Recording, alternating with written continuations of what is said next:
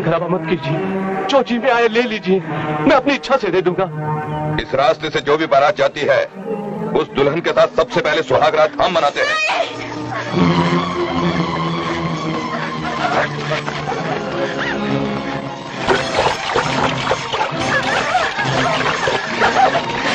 अरे आगे कहाँ जा रहा है? यहाँ तो सारंग का इलाका शुरू होता है।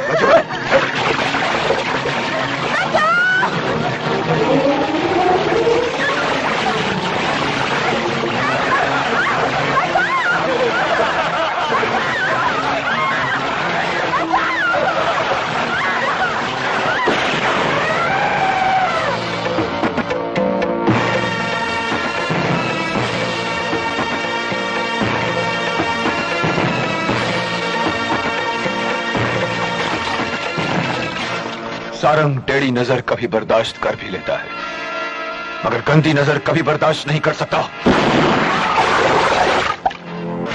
मुझे माफ कर दो ठाकुर, मैं दोबारा यहां कभी नहीं आऊंगा।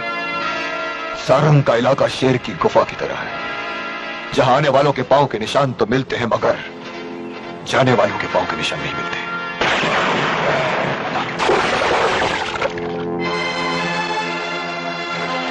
वहीं रुक जाओ तुम लोग। अपनी इज्जत बचाने के लिए जो लोग अपनी जान न दे सके, ऐसे लोग अगर हमारी जमीन पर पांव रख दें तो हमारी जमीन बंजर हो जाए। रुके रहो तुम लोग वहीं। इसे दुल्हन बनाकर तुम्हारे हवाले कर दिया जाएगा।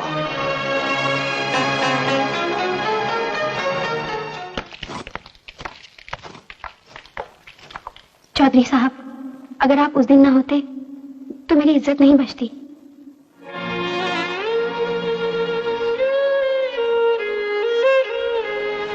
आपने मुझ पर इतना बड़ा एहसान किया, लेकिन मैं आपका शुक्रिया अदा ना कर सकी। आज मैं इसलिए आई हूं ताकि इन सब लोगों के सामने ये हार पहनाकर आपको सम्मान दे सकूं। नहीं दुल्हन, हम इसे नहीं पहनेंगे। क्यों? ये तो फूलों का हार है दुल्हन। अगर कोई हमारे दुश्मनों के सरों को काटकर उसका भी हार बनाकर ले आए, हम फिर भी उसे नहीं पहनेंगे, इसलिए कि हार को पहनने के लिए सर को झुकाना पड़ता है। और चौधरी सारंग को यह पसंद नहीं कि किसी भी कीमत पर उसका सर झुक जाए।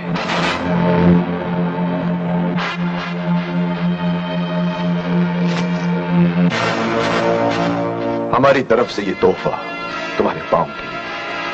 तुम्हारे पांव की बहुत इज्जत है हमारे दिल में, इसलिए कि यह इज्जत बचाने के लिए कम से कम भाग तो सकते हैं। अब तुम इन फूलों पर पांव रखती हुई वापस जाओगी।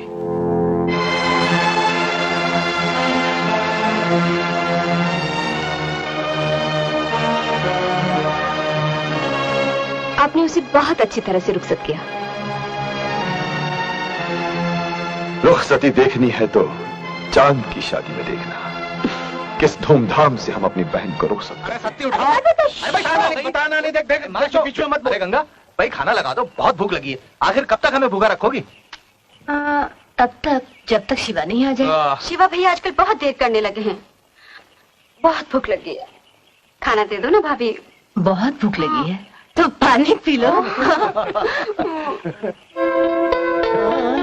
लो भाई, तुम्हारा लाडला आ गया। अब तो फटाफट खाना लगा दो। ये बिल्कुल ठीक नहीं है भाभी। शिवा भैया के लिए तुम हम सबको भूखा रखती हो। तुम लोग तो बड़े हो, मैं तो शिवा से पहले अपने बच्चों को भी खाना ना दूं। तुम तो ऐसी बात कर रही हो भाभी जैसे बच्चे आंगन में खेल रहे हो। पिंकी, अब देर ही कितनी है? कुछ महीने ही तो बाकी है, फिर बच्चा भी खेलेगा। सच भाभी? अरे भाभी, हाँ सच सच भाभी? अरे हाँ रे, ऐसी बातें पूछेगा तो शर्माएगी नहीं क्या? सच? हाँ? अरे भाभी, जब मेरा भतीजा आएगा ना तो देखना, मैं ये सारी हवेली खिलौनों से भर दूंगा और फिर खुद सारा दिन उसके लिए घोड़ा बन के टिक टिक टिक टिक टिक टिक करता रहूंगा। अच्छा? हाँ। अगर तू उसके लिए सारा दिन टिक टिक टिक टिक करता रहेगा तो उसके लिए वक्त कब निकालेगा? उसके लिए? उसके किसके लिए भाभी? इसके लिए। हाँ? जिसकी बाली है। बाली? हाँ भाभी। बता, कौन है वो लड़की जिसे तू प्यार करता है? लड़की? भाभी मैं? कौन भाभी? मुझसे झूठ बोल रहा है ना? ठीक है। ए भाभी,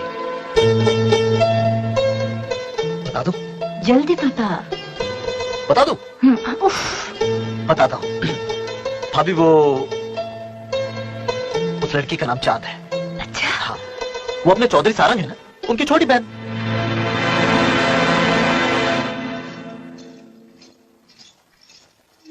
चांद, जी जी भैया।